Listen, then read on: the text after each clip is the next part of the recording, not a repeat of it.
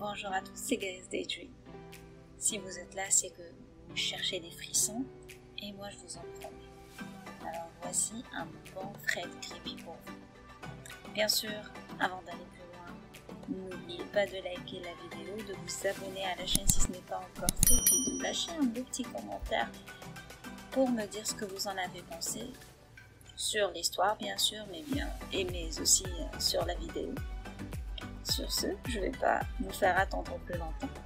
Installez-vous confortablement dans votre canapé. Mettez vos écouteurs, éteignez toutes les lumières et plongez avec moi dans Horrifique.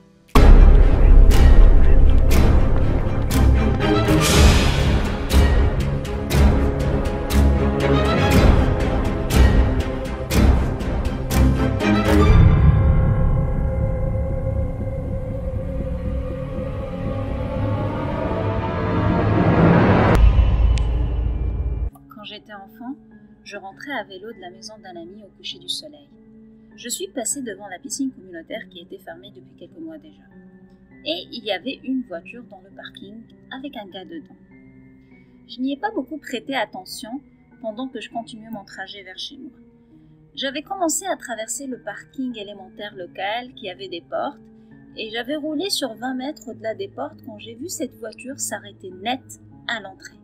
Comme s'il ne s'attendait pas à avoir des portes en fait. À ce moment, j'ai juste pensé que c'était étrange. Mais quoi qu'il en soit, le conducteur recule loin de la porte. À ce moment précis, mon instinct m'a alerté et j'ai commencé à sentir des picotements en bas de ma nuque. J'ai décidé de ne pas dévier de mon chemin, alors je suis montée vers l'école et je me suis dirigée vers le parking des enseignants, qui est mon chemin habituel. J'étais sur le point de tourner sur le coin quand j'ai vu des phares éclairer le parking. Je me suis arrêtée net et j'ai jeté un coup d'œil vers le parking. C'était encore cette putain de voiture avec un gars debout juste devant. Je suis alors retournée sur mon vélo et j'ai commencé à faire le tour de l'école. Le mec m'a vu, il est remonté dans sa voiture et a commencé à conduire vers l'avant de l'école. Le cœur battant la chamade, je me suis cachée dans les buissons avant qu'il ne puisse m'atteindre. Je l'ai vu monter et descendre devant l'école en gardant un œil sur la sortie du parking des enseignants par laquelle j'étais censée déboucher en fait. À un moment, une autre voiture était en train de descendre la rue et il était obligé de déplacer sa voiture hors du chemin. J'ai profité de ce moment pour me précipiter dans la rue en pédalant à toute allure avant d'entrer dans le premier garage que j'ai trouvé ouvert. Je me suis cachée dans le garage en surveillant la rue car je m'attendais à le voir. Mais il n'en était rien. Je me suis alors donné quelques minutes avant de décider de sortir le bout de ma tête. Mais toujours personne. J'ai pensé, ok, je suis à quelques rues de chez moi, je dois y aller. Je suis ressortie sur la rue et j'ai commencé à pédaler vers la maison. Mais c'était trop beau pour être vrai. Car je n'avais même pas fait un pâté de maison que cette voiture tourne au coin d'une rue devant moi. Sous l'effet de l'adrénaline, je me suis tapé un virage brutal sur la pelouse qui était juste à ma gauche et j'ai couru jusqu'à la porte d'entrée. J'ai regardé au-dessus de mon épaule et le mec se tenait dans la rue et me regardait. Tout tremblant, j'ai saisi la poignée de la porte d'entrée en priant qu'elle ne soit pas verrouillée. J'ai vu les feux de marche arrière de la voiture scintiller et j'ai su que mon tracker venait de se garer. Par chance, la porte était bien ouverte, alors j'ai couru à l'intérieur en la claquant derrière moi. 2 personnes âgées étaient assises dans un salon. Je les ai regardées avec des yeux écarquillés, puis je leur ai dit qu'un homme me suivait.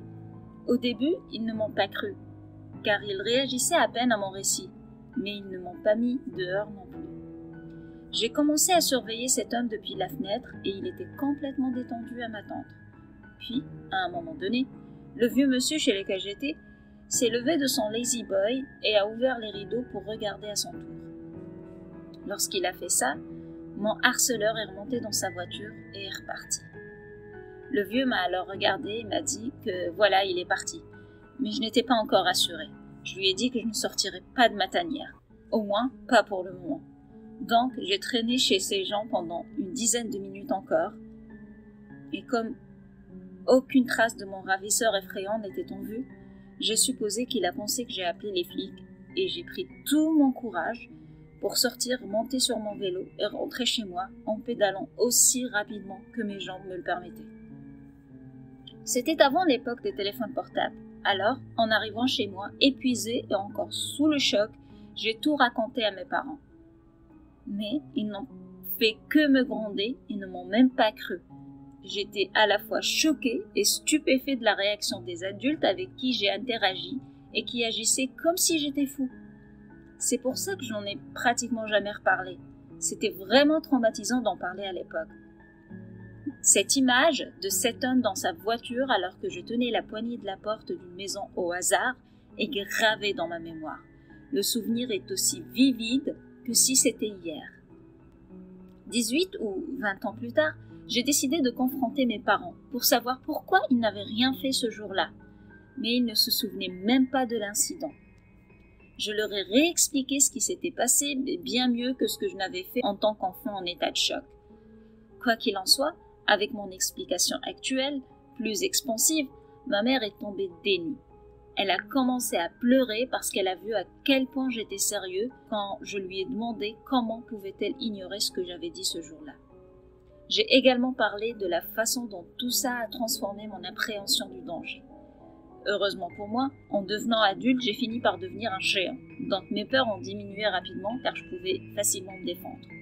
Cependant, jusqu'à ce que j'ai déménagé de cette ville, chaque jour, je cherchais cette maudite voiture, mais je ne l'ai jamais revue.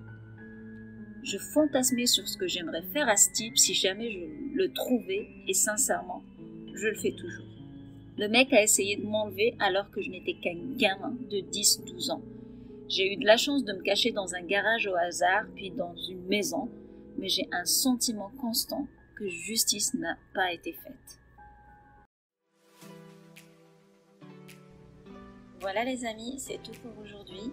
J'espère que l'histoire vous a plu et qu'elle vous a donné des frissons comme elle m'en a donné. C'est vrai que c'est assez traumatisant de se faire déjà, de risquer de se faire kidnapper par un inconnu, un pédophile ou un kidnappeur ou peut-être c'est une vente d'enfants ou une vente d'organes, des trucs du genre. Mais c'est pire quand les adultes ne croient pas les enfants. Puis j'ai vu que ça se répétait ça se répétait beaucoup dans plusieurs histoires, ce genre de phénomène où les adultes ne prennent pas au sérieux ce que disent les enfants. Bref, n'oubliez pas de liker la vidéo si elle vous a plu, de vous abonner à la chaîne si ce n'est pas encore fait, puis de me lâcher un commentaire où vous me direz vraiment ce que vous en pensez. Est-ce que ça vous est arrivé de vivre quelque chose de grave pour vous, puis vos parents vous fait comme si c'était rien du tout, ou pire, ils vous aient pas cru comme jeune? Sur ce, je vous dis à très bientôt pour un nouveau trait bien